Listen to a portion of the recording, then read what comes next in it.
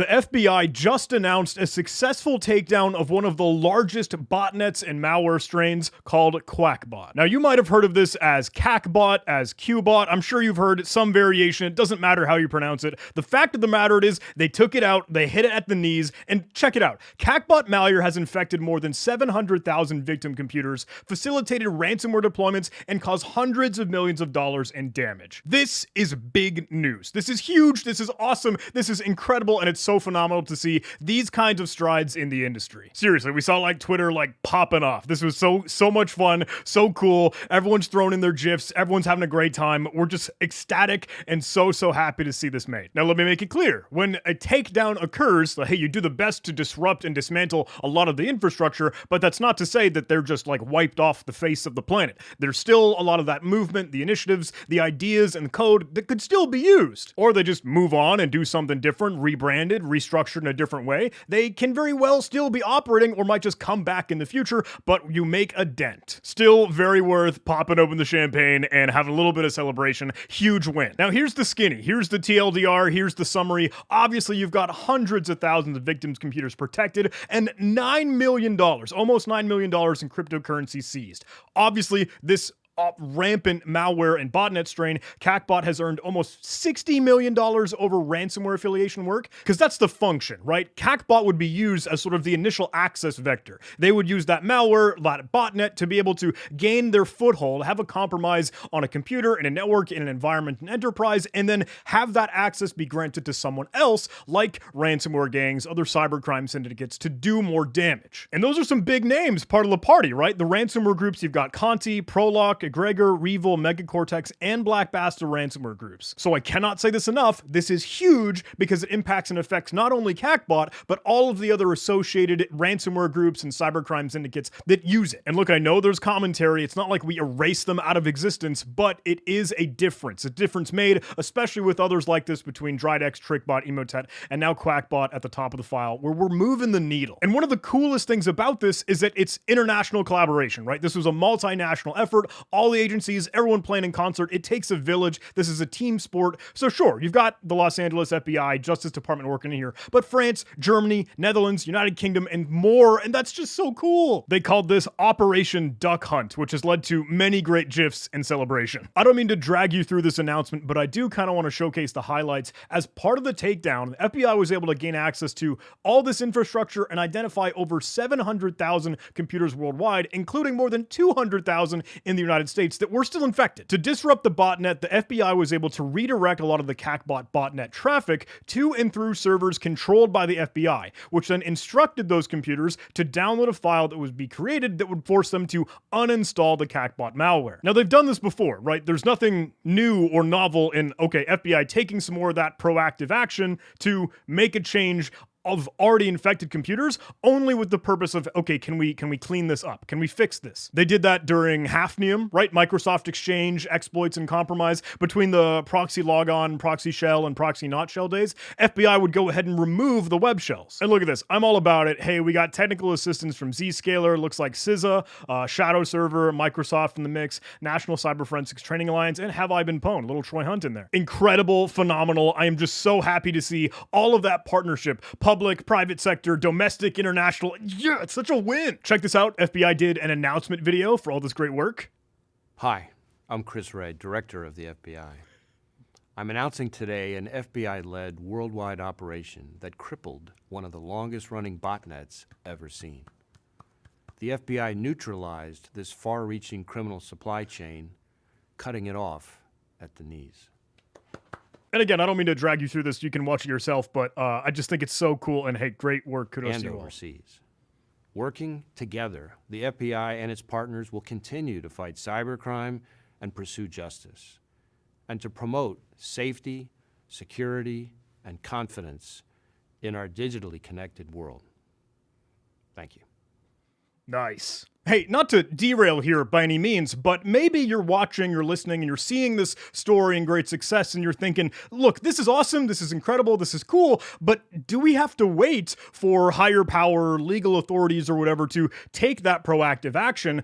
Is there anything that we can do on our own? Maybe you're a business, maybe you're an organization or a company, and you start trying to think, hey, how can we bring the fight to cyber criminals? What can we do to bolster security in some of those proactive defense ways? Like, defend forward is the idea that we all kind of like to talk about and say here. So if I may, I'd love to tell you a little bit about some of the cool, clever, maybe novel or innovative things that you might be able to do to combat a lot of malware strains similar to this. So hey, fully acknowledging I work for a cybersecurity vendor, my day job, Huntress, but we saw this thing firsthand. Like we could see in the trenches for our partners, for the folks that we work with, QuackBot has been running rampant throughout the past year across managed service providers, small mid-market businesses, and it was a problem. This was so much of a problem that the community, like we can see on Reddit, folks chatting about this, folks digging into it, and we tried to offer help that we could, and hey, maybe here are some tips, here are some things you could configure, here are some settings you could force to make this less effective and mitigate QuackBot and other malware strains, right? But the thing is, we knew that messaging would obviously kind of have limited reach. So we started to get a little bit creative and we started to think, look, if we can analyze the malware, if we can do some reverse engineering, if we can figure out the inner workings and try to see how this comes together, maybe there are some things we can do for that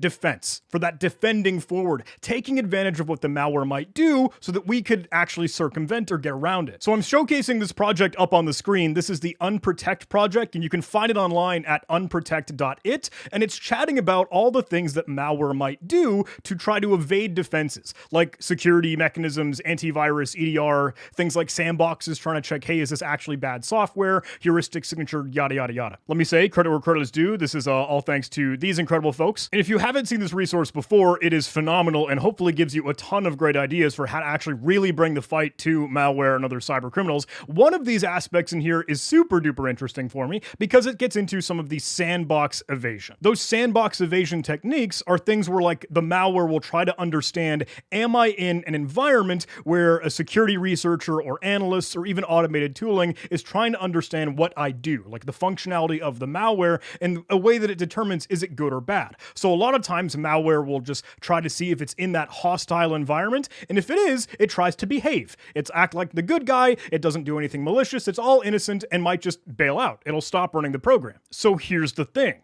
QuackBot would do exactly that. It'll actually check, hey, are there any files that indicate or resemble being inside of a sandbox like Microsoft Defender, specifically the Defender sandbox? Are there any artifacts that clue in, okay, I'm in a rogue spot? If it is, it bails out. Here are some of the screenshots based on those conversations like almost a year ago, digging into, hey, what are the internals here? Can we crack this open in IDA, Ghidra, anything, debugger to see really what it's doing? And it really looked like this could be some way we could potentially create a vaccine for QuackBot. If this file were present on the computer, if it gets infected with the malware strain, it checks it and it just goes away. I would love to show you that in action, so let me do a little bit of a quick demo. Let's fire up the malware sample in a Windows 11 box. Let me go ahead and upload this real, genuine QuackBot malware sample, one of the ISOs that they used to do for delivery here. We can change the extension. No, we'll just leave it as the ISO, put it in the desktop, and then let's run this thing. So once the environment spins up, what I'll do is I'll just run the payload. Like I'll let the malware execute and run, and we'll see the thing detonate because I won't have added one of those vaccine or countermeasure files here.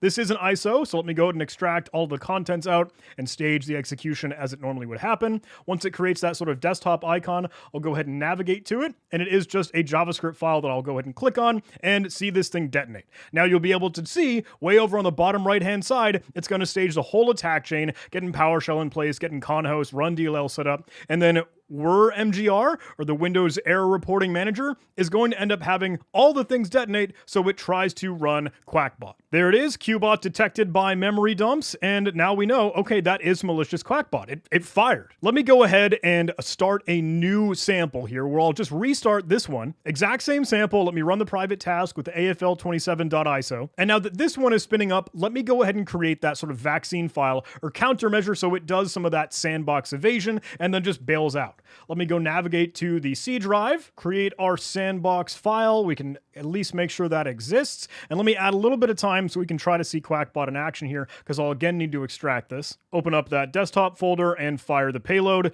Now, you'll notice a huge difference in that Quackbot is not going to be injected or run into Worm MGR, the Windows Error Reporting Manager. It does not fire the payload because it sees that file and bails out. I can let this run down the clock, but you can see the test.1 text, it's actually a DLL file. It knows, okay, we're in danger, and it's not even going to do it. Last couple seconds here. Look, yeah, I acknowledge, okay, it's got some of the attack chain in place. Maybe we could find some other stopgaps for PowerShell or WScript in that case, but we never get the malicious Quackbot payload. So we ran with it. We went ahead and deployed that vaccine file to all the partner environments. We got about 2 million endpoints, a little bit more so now that we're managing, and you can see the progress. Okay, we're going to release it, we're going to deploy it. They did get it out to everyone, and now every single thing that's onboarded with us will have that vaccine file. And all the others that we build out for other malware strains. And thanks to that little creativity, we were able to literally neutralize and inoculate all of those malware strains throughout this whole year, because that got started at the very end of December. So I hope that goes to show, hey, you really can sort of bring the fight to cybercrime or set up these other stopgaps or vaccines or countermeasures, because it can make a difference. And a lot of that low-level work, hey, digging in, analyzing, reverse engineering, you could find some really great intel in that. This was one of those things where it's very weird to talk about, because we can't go hey, screaming and shouting on the Twitterverse and the social media internets to say, look, hey, we found this thing to try to thwart threat actors or malware or cybercrime in one variation, because then the adversaries might just change up their tactics, right? They could just change the code, they could just do something different, and now that we've sort of tipped our hand, we've burned that capability. But the thing is, this was public. You could see in any of the Zscaler reportings or even any of the other sort of malware deep dives and articles kind of covering this, some stuff from Uptick, some stuff from Splunk, that all references that exact same file. We thought, you know what, let's just kind of get it out there into the ether. So for information's sake, we did share that support article, and at least we got some things out in the knowledge base that would reference those exact same sort of other articles, write-ups, and deep dives for malware analysis that would showcase this just as well. With all that said, none of our past work compares or even holds a candle for the incredible effort and successful takedown from FBI Los Angeles and all the great partners involved. I think they had a really fantastic message where they say, look, it's the work that we do together when we get in collaboration to really combat today's threats. I think this is another example of just some great foundation for us in our industry trying to defend forward and really bring the fight to cybercrime on a global scale. So thanks.